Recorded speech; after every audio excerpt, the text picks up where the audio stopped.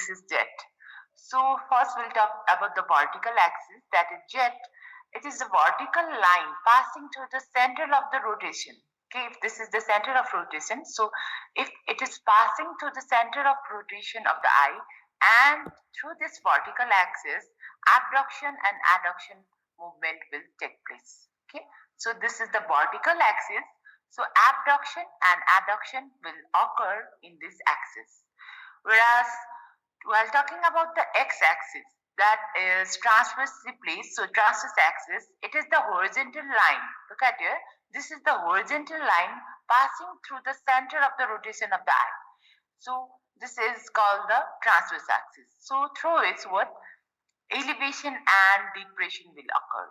So in Viva also they may ask what are the axes through which abduction and adduction of the eye will occur, which is the axis from which elevation and the depression occurs. And this is the y-axis. Look at here, through which extortion or intorsion. That means anteroposterior movement will occur. That means, and in this anteroposterior axis, intorsion and extorsion of the eye, that movement will occur. Hope this by this time you know about this extortion and intorsion. So optical axis. Now there are another axis, that is optical axis. Look at it. This is the optical axis. This axis, this line passing through the center of the anteroposterior pole of the eyeball. Yesterday you have studied the poles, no eyeball. So you know this is anterior pole, posterior pole. So this optic axis passes through this line. Okay. Similarly, the orbital axis, look at here, this is the orbital axis, and line passes through the optic canal and center of the base of the orbit. You have studied where you know where is the optic canal and base of the orbit. So if the line passing through that, that is called the orbital axis. Now last, visual axis, look at it, this one is visual axis. So it is the imaginary line passing through the midpoint of the visual field and up to the, this is fovea centralis. So this is fovea centralis. So from the midpoint it enters here. So this is called the visual axis. So these are the all axes. When you go to the tutorial, you will come to know about all this in detail. Just for the concept, we have to know about this. But for important, you have to, this axis is very important, vertical, transverse and anteposterior. Now, so this is the same thing. Around the transverse axis, elevation and depression. Around the vertical, abduction and adduction. So around the anteroposterior axis, intorsion, extending from anterior pole to the posterior pole. Whereas in the 12 o'clock position, you assume first as the 12 o'clock position, and if the cornea rotates medially or internally, that is intorsion. If the cornea rotates externally, that is called extorsion. So you have to know about intorsion and extorsion also.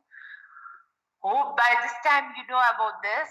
And last time I was so disappointed. One of the students didn't know what she has drawn. So by this time you know about this. So this is elevation and this is adduction. This is abduction. This is again elevation. So this is intorsion and this is adduction. This is abduction. Again this is what? Depression, and this is abduction. This is again depression and the abduction. So this is extorsion. Just by hope you know about this, so I'm not going to detail about this. Now combined movement of the eye. Look at here. So conjugate ocular movement occurs when the both eye move in same directions with the visual axis being parallel. Both eye in conjugate ocular movement, what happening? Look at here. Both eye are looking at the same place, and this right side, this is both eye looking to the left side. This both eye looking upward, above, and this both looking downward. So dextroduction and levoduction, turning of both eyes respectively to the right side and to the left side around the vertical axis is called dextroduction and levoduction. Whereas supraduction and subduction, with both eyes moving respectively above and below in the transverse axis. That is called supraduction and subduction. Just you remember, it's dividuction, it's movement towards the right side, leviduction movement towards the left side, supraduction if both eye moving above, and subduction both eye moving downward. This is the normal one. Okay. So these are the conjugate movement, both eye movements towards the same directions. Here also there is looking at the same side. Are you clear about this? Just remember, dextro means right, labio means left, and if both move to the right side and if both move to the left side around the vertical axis, then it is called dextrodorsal and labiodorsal. Similarly, supraduction and subduction, if both are moving above and both are moving looking downward around the transverse axis, it's called supraduction and subduction. So this conjugate movement, turning of the eye in different directions. Here, this conjugate, what happening? It's same direction, not in the different. In conjugate, both eye will move in the same direction. But here, in this conjugate movement, turning of the eye in different direction compared to the conjugate movement and take place in the axis of both eye converge or diverge. So convergence and divergence when both eye move around the vertical axis. And summer words, both eye move in opposite direction around the transverse axis. And this one is very interesting. So look at here, concatenations or anteposterior movement of the eyeball. That this is also abnormal, but people, some people, what some people, famous people, some can squeeze their eyeball outside the orbit, so and return them back as their will. So this movement is called conciliations. So they move the eyeball anteroposteriorly. Okay. So they can squeeze their eyeball and return back to the normal position on their will. So this is the anteroposterior movement of the eyeball, or you can say conciliations. Now we'll talk about the clinical anatomy. Are you there? Yes, ma'am. So weakness or paralysis of muscle called squint. Most probably you know about this, or it is also known as stablymus, or it may be disorder in which both eyes do not line up in the same direction. Look at here. This is looking forward and this is moving like this. So that is called squint or stablymus. So it may be concomitant and paralytic. In concomitant squint, it is congenital. It is acquired due to the imbalance in the action of the opposing muscles. Or there are different type of squint. Look at the convergent squint. This is divergent squint, vertical. At the different type of squint, and in concomitant squint, what will happen? There is no limitation of the movement.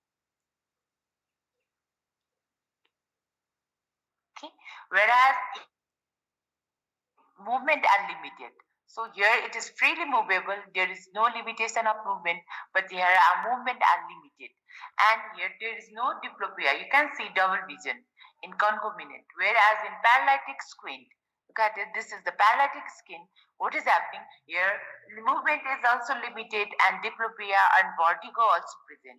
So it is turning in the direction of function of paralyzed muscle, and there is false orientation of the field of the vision.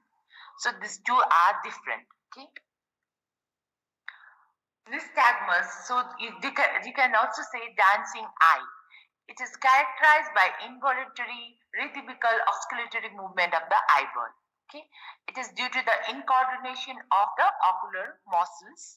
It may be either, it may be also, it may be either caused by the inner ear problem. If the baby or the person patient have inner ear problem, it might also cause this, or due to the head injury, or it may be even congenital.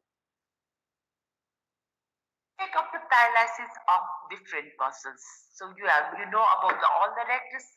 So if paralysis of the lateral rectus, it produced by internal stabness, or diplopia appears on the looking to the paralyzed side. Okay, or paralysis of the middle rectus, it produces external stabness, or diplopia appears looking to the sound side. And if the involvement of the superior rectus muscles is involved, then it also produces diplopia on looking up. While if the inferior rectus is involved, what will happen? It is difficulty while you see looking down. Diplopia will see and while see or he can see downward. So involvement of the superior oblique. In that case, what will happen? Diplopia appears while looking down. Similarly, if involvement of the inferior oblique, diplopia appears on the looking upward. If you know the functions of the lateral rectus, medial rectus, superior rectus, then you know what will happen if it is paralyzed. Okay. So first you have to know that actions, then you'll come to know about this. So this is the same thing about looks laterally upwards, superior rectus, inferior rectus, lateral rectus. What this medial rectus doing medially, look medially, laterally, inferior obliques look medially upward, superior oblique move medially downward, superior rectus what is looks laterally upward, inferior rectus look laterally downward. So superior, inferior, lateral, medial, okay, inferior oblique, superior oblique. So these are the position, direction of move eye when muscles is testing. So there are different spaces in the orbit. It is divided into first one. A is soft peristernal space, that is below the peristernum, and B is peripheral space where you can inject it. So injection can be made over here, and perivalvular anesthesia can given in this space. Now C. The C is the space or retrovalvular space. A retrovalvular injection can be made in the space or aspiration of blood is done from here. Number 10, D is that this is the tenon space. Just you have to go through this. This is not so much important. Now, important one is knob of the orbit. So in last class we discussed about the blood vessels and the lymphatic. So today, optic nerve, oculomotor nerve with ciliary ganglia. This is very important. Please remember. Trochlear, branches of the ophthalmic nerve, frontal, nasociliary, lacrimal, maxillary division of the trigeminal, abducens, and sympathetic nerve. The sympathetic nerve, as we discussed in last class also, supplies the dilated pupil of the iris, and is supplied by the sympathetic nerve that passes to the ophthalmic nerve, nasociliary, and along with the ciliary muscle. Sympathetic, it supplies the dilated pupils of the iris. You remember like this. Now, first we'll talk about the optic nerve. So, what is happening to this optic nerve? It runs backward medially, enters the medial canal fossa through the optic canal. By this time, you know where is optic canal. In Norma Bassalis, we have discussed about this. From that optic canal, this optic nerve will enter. Within the medial canal fossa, optic nerve unite with the optic chiasma. Okay? And it's covered by the three meninges of brain with subdural and subarachnoid space. This is very important. Please remember, this optic nerve, it is covered by this subdural and subarachnoid space and dura mater. So three layers of meninges, that is all the dura mater meninges. It covers the nerve. So what will happen? Therefore, nerve is likely to undergo atrophy in prolonged or increased CFS pressure. As I told you, what is happening is, so this optic nerve is covered by subdural and subarachnoid space. So what will happen is CSF is prolonged, undergo atrophy is prolonged increase of CSF pressure. And optic nerve, it is a misnomer. It has no neuronal acid. It can't be optic nerve because why? Because it doesn't have neuronal acid. So it doesn't have power of regeneration. So it is mostly, it can be say as tract instead of nerve. Okay. So why you have to say, why they will ask the question, why you can say optic nerve as a tract or it is not nerve, because it has no neuronal acid or it doesn't have power of regeneration. So it is tract, not a nerve. Okay. Now we'll talk about the lacrimal nerve. Look at it. This is the lacrimal nerve and this is the lacrimal gland. So this is running forward along the upper border of the lateral rectus. It's received the communication from zygomatica temporal nerve. So its end in the lateral part of the upper eyelid. So it supplies the lacrimal gland, upper eyelid, and conjunctiva. Okay? So this is the lacrimal nerve. Similarly, frontal nerve. Look at it. This is the frontal nerve, runs forward on the superior surface of the levator-palpebrae superioris muscle. In last class, we talk about the levator-palpebrae superioris beneath the roof of the orbit. So here somewhere you are getting this, and at the middle of the orbit, it divides into, look at it, supratrochlear and, look at it. This is frontal nerve at the middle of the orbit. What is it? Is divided into the supratrochlear nerve and the supraorbital nerve. This is supratrochlear and this is supraorbital nerve.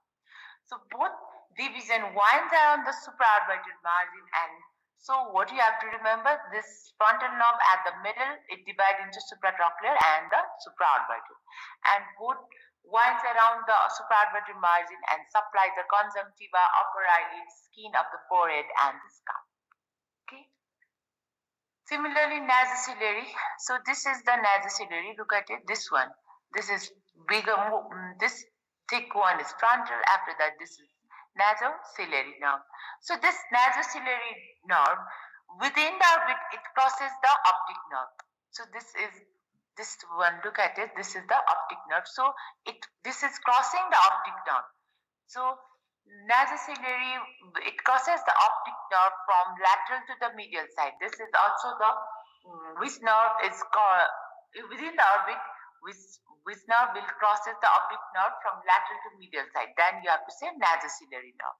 It will cross the within the orbit. It crosses from, look at it, lateral to medial side, and it runs around the medial wall of the orbit between the superior oblique and upper border of medial rectus, and again it divides into anterior ethmoidals and infratrochlear nerves. Most probably you have studied about in anterior ethmoidal and posterior ethmoidal. We'll discuss later.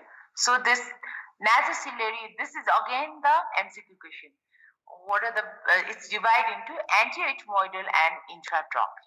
Okay, nasociliary. So what are the communicating branches? So it gives the communicating branches to the ciliary ganglia. This is the ciliary ganglia. So long ciliary nerve.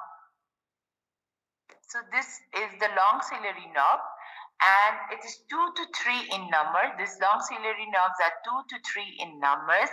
Pierce the sclera and supply the it is piercing the sclera and supply the cornea, iris, and ciliary body. It also provides sympathetic fiber to supply the dilated fluid. Whereas posterior ethmoidal, look at it, this is anterior ethmoidal, this is posterior ethmoidal. So it posterior ethmoidal nerve to the it supplied to the ethmoidal and the sphenoidal sinus, and this infratrochlear nerve, it's supplied to the medial part of the eye and adjacent part of the nose. This anterior ethmoidal and posterior ethmoidal, where we have studied, do you remember? Cribriform plate ko tala थियो के त, we have studied. Now anterior ethmoidal, look at it. This anterior ethmoidal nerve appears in anterior cranial fossa through the anterior ethmoidal foramen. And अस्ति याद छ कि छैन, Cristagraili and cribriform plate ko agadi anterior and posterior ethmoidal nerves and vessels will passes भनेको थिएँ नि त्यही हो. So this anterior ethmoidal nerves appear in the anterior cranial fossa through the anterior ethmoidal foramen, then enters into the nasal cavity in the aperture present in the side of the cristagraili. It provides branches to the nasal septum, lateral wall of the nasal cavity. Then it appears in the face as the external nasal branch and supply the nose as far as the tip of the nose. So this is again the MCQ question, which will appear in the face as the external nasal branch and supply the skin. Then you have to say anterior ethmoidal nerve. Okay. This anterior ethmoidal nerve appears in the face as external nasal branch to supply the skin of the nose and as far as the tip of the nose. Now ciliary ganglia, this is very important. Right short notes on ciliary ganglia. यो धेरै आइरहेछ है त्यसैले. So you have to draw the picture also. With right short notes, 3 marks for Ivany, you have to draw the picture also. So this ciliary ganglia is the peripheral parasympathetic ganglia with multipolar neurons. It is situated near the apex of the orbit between the optic nerve. So this is the optic nerve and lateral rectus muscles. Okay, so this is again the and it is topograpically connected to the nasociliary nerve. It is topographically connected to the nasociliary nerve, but it is functionally associated with the oculomotor nerve. It has motor, sensory, and sympathetic root. So you have to draw this figure. Okay, first, what you have to remember, you have to make a nucleus that is Edinger-Westphal nucleus of the oculomotor nerve from the midbrain. Okay, so this is the midbrain, this is the pons. So Edinger-Westphal nucleus is present over here. That is the nucleus of the oculomotor.